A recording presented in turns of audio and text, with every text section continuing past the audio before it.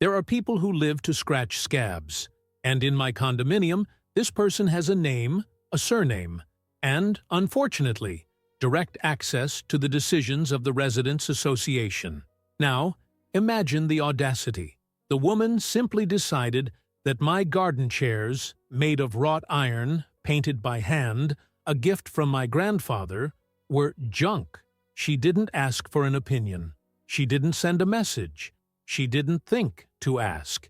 He simply told me to pick them up and throw them away. And she didn't throw it in the regular trash. She took it straight to the junkyard in the neighboring town. I don't know how I found out, but I got there just in time to see the guy sawing off the back of my favorite chair, looking like he just wanted to finish his shift and have a beer. The first thing that crossed my mind wasn't, "I'll sort this out calmly." It was, "What's the minimum punishment for hiding a body in the garden?" But I took a deep breath, because, as well as being the owner of the chairs, I'm a prosecutor. And if there's one thing I've learned in this job, it's always let the guilty party dig their own grave. And she did, with a bulldozer. This story begins as every modern tragedy begins, with an email from the HOA. Community cleanup, removal of abandoned and non-compliant items. A generic warning that most people ignore because nobody thinks that lawn chairs in your own garden fall into the category of non-compliant. Except that the woman, with an ego more inflated than a helium balloon, decided that my garden was a visual threat to the neighborhood. And who is she? A frustrated decorator? A former town hall inspector with authority syndrome? Number. She's just another one of those tormented souls who find in the HOA the micro-power that life has denied them.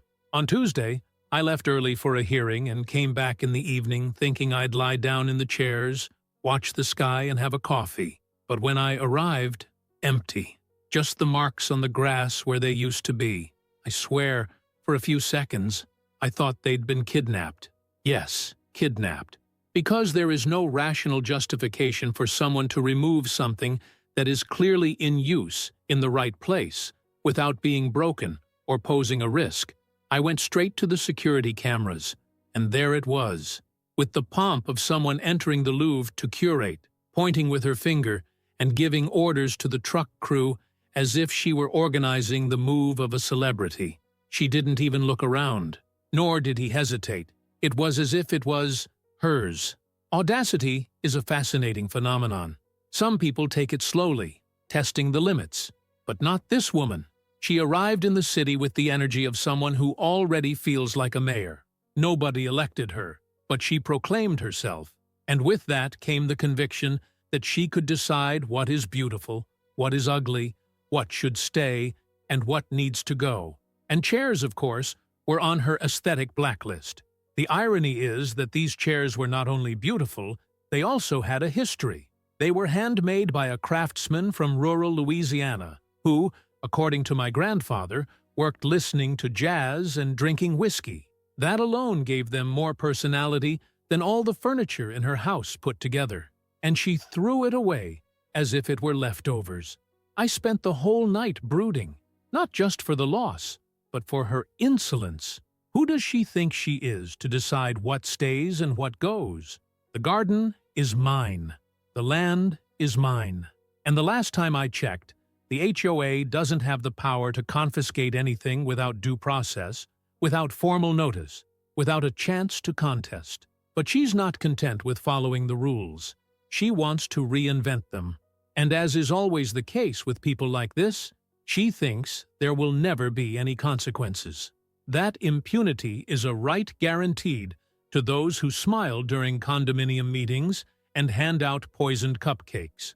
The next day, I went to the HOA headquarters. I made a point of going in a suit, straight from the courthouse. I walked in with the attitude of someone who isn't there for coffee. I spoke to the director, a poor man who clearly has as much power as a decorative plant. He tried to wind me up, saying that maybe there was a misunderstanding, that sometimes gardeners get confused, until he saw the recording. And then my face changed. Because when you see someone in public office looking at a personal injustice being committed, it's like lighting a match next to gasoline. He swallowed and told me, "Let's take this seriously." That morning, I sat down in front of my computer with a rage that looked like I'd had coffee with energy drinks. I opened a blank document and began to write what would be one of the most deliciously detailed complaints that neighborhood HOA had ever seen. It wasn't just an ordinary complaint. It was a formal accusation based on statute, internal regulations, state law, and a touch of personal indignation. And it wasn't just because she messed with my chairs. It was because she thought she could. Because deep down, the kind of person who acts like this isn't concerned with aesthetics, organization, or visual harmony. What they really want is control. You want to see others obey. She wants to feel like she has power over something, because the rest of her life is probably just bottled up frustration. As I was writing, I kept thinking of all the little things this woman has done in the neighborhood that, until now, no one had the courage to confront. From issuing fines for non-standard plants to threatening to call the police because a resident put up Christmas lights at the beginning of November. Once, she knocked on my neighbor's door because he left his car on the sidewalk for more than 27 minutes. And yes, she did. I swear this woman must sleep with a stopwatch under her pillow. With the document ready, I attached the images from the cameras, the prints of the generic community cleanup email, and even old photos of the chairs in the garden. I sent a copy to the HOA, one to the association's lawyer, one to the city's legal counsel, and, just for fun, a printed copy I left in her mailbox with a note. "You'll love page 4. It was only a matter of time before everything caught fire. What I didn't expect was the reaction of the neighbors. All it took was for me to post in the closed neighborhood group, with proof and everything, that the woman had simply appropriated my chairs, without warning, and thrown them away, and the comments box turned into a public firestorm. A festival of, "This also happened to me," and I knew that one day she would cross the line. Some people said that she had her fence painted without permission, claiming that the original color didn't match the energy of the condominium. Another said that she had already invaded the yard to measure the distance between the children's trampoline and the fence. It was a ready-made dossier, just waiting to be unlocked. Even the people who used to stand on the fence began to speak out. Those neighbors who only smiled and waved, but never wanted to get involved, were now sending private messages saying they were afraid of her. Real fear. Because they knew that if they picked a fight, she could retaliate with fines, false complaints, or the classic psychological terrorism of the official letter printed on HOA letterhead.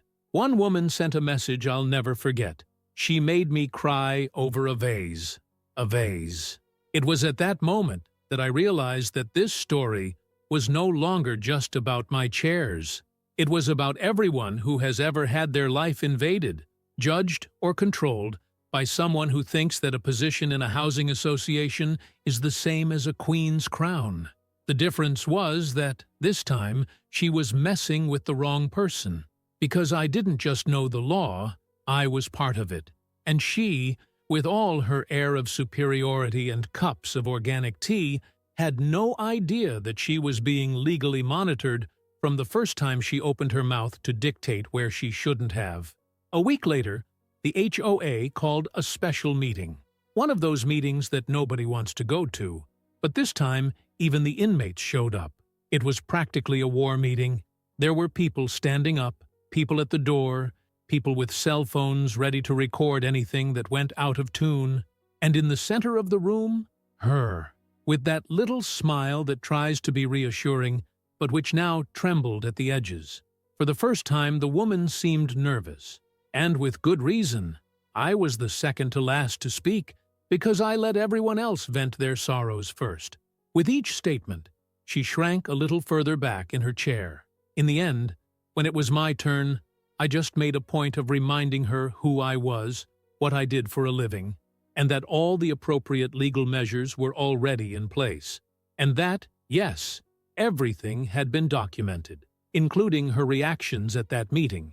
She tried to defend herself, of course. She said she acted for the good of the community, that the chairs were in a state of neglect, which is a joke, because they were cleaner than the entrance to her house. And then came the most glorious moment of the night, when one of the lawyers present, consulted by the HOA itself, confirmed that what she had done could indeed constitute embezzlement. The look on her face was a poem, a mixture of, "What do you mean?" and "This can't be happening to me." The beauty of justice is that sometimes it arrives quietly, with a cynical smile and a stamped envelope. And that's exactly how the woman received her first official notice. A letter with my name at the bottom, and a discreet reminder that she was being held formally responsible for the damage, trespass, and appropriation of personal property without consent. It wasn't just a notice from the HOA, it was a notice from the county prosecutor, me, the person she decided to steal chairs and patients from. The news went around the neighborhood like gossip in a beauty parlor, and suddenly, that figure who had previously walked around the condominium with the posture of someone who was about to unveil a statue in honor of herself, was now walking sideways, more slowly, as if a bush could hide a lawsuit. The weekly meetings of the HOA, they started to have a minimum quorum. No one wanted to be associated with her name anymore. Not even the front-row hacks, the ones who used to say, "She only wants what's best for everyone," were willing to put their hands in the fire. Some even came to me, the belated regret of those who knew she was a problem but found it easier to keep quiet. Now, everyone wanted distance. Meanwhile, I was far from feeling any kind of relief, because I knew well, that people like that, when cornered, don't back down with humility. They rebel, and that's exactly what she tried to do. She began a veritable festival of accusations. First, she tried to claim that the chairs had been abandoned for months, then that they were in a terrible state of repair and attracted insects. Then he said that he had received several anonymous complaints about my property being a visual and health risk for the condominium. The funny part? She wrote all this on a form with the HOA logo, which she drew herself on Canva, poorly cut out even. But the last straw was when she tried to play the victim. She sent an email to all the residents, using the condo's contact list, which was already a violation, saying that she was being persecuted for doing the right thing. The letter was worthy of a Mexican soap opera. It spoke of injustice, abuse of power, and even threw in a final letter saying that she was fearing for her own safety. I laughed. I really did. I laughed out loud when I read that. The woman who invaded private property, disposed of other people's personal belongings without authorization, pretended to be an authority above the law, was now posing as a neighborhood martyr. But not everyone bought the theatrics. In fact, hardly anyone. Because when you spend years abusing micropower and collecting enemies who look like nice neighbors, there comes a time when the bill comes due. And this time, it wasn't just my bill. Other residents started to move in. A retired man, who she once threatened to fine for hanging out clothes on the visible clothesline, decided to file a complaint too. A woman who had her driveway painted white without permission, claiming it didn't fit in with the rest of the street, gathered old photos, and went to talk to a lawyer. Little by little, the whole neighborhood was getting organized, as if my case had been the push it needed. Meanwhile, inside the HOA, chaos was unfolding. The board, which had previously functioned like a tea club where she called the shots, and the others pretended to agree, began to fall apart. 2 members asked to leave temporarily, citing personal conflicts. A third, who rarely said anything at meetings, called for an internal audit of the last 6 months of decisions taken on behalf of the community. The icing on the cake was the treasurer, a guy who only showed up with a printed spreadsheet and a face of few friends, revealing that there were spending authorizations for gardening and painting services that were never officially approved. And who signed it? She herself. It was dominoes falling in slow motion, and I was sitting in the front row, eating imaginary popcorn and preparing for the next step. Because the process I opened wasn't just symbolic. I wasn't there to scare people. I was there to set an example. And my lawyer had already made it clear that, based on the documents, photos, videos, and the testimony of the disposal company employee who recognized the woman giving the orders, we had a solid enough case to demand full compensation and moral damages. And, to top it off, we were able to prove that the removal of the chairs involved wrongful entry onto my land. In other words, trespassing. Bingo! The most beautiful thing was seeing the neighborhood turn around. That collective feeling of enough. Messages started popping up in the group asking for her resignation. Polite requests? True, but firm. Some residents even suggested dissolving the current HOA and starting a new, more transparent one. I just watched. Because it's one thing to get justice. It's another to see justice happen under popular pressure. What began with 2 chairs became a collective manifesto against abuse disguised as order. But I still wasn't satisfied. Because as long as she kept pretending she was right, I knew she'd try some kind of U-turn. And I was honestly hoping she would. Because the next stage was already in place. And it involved much more than a simple civil suit. She just needed to take one more step in the wrong direction. The last act of this comedy, disguised as a tragedy, began with a subpoena. But this time, it wasn't for me.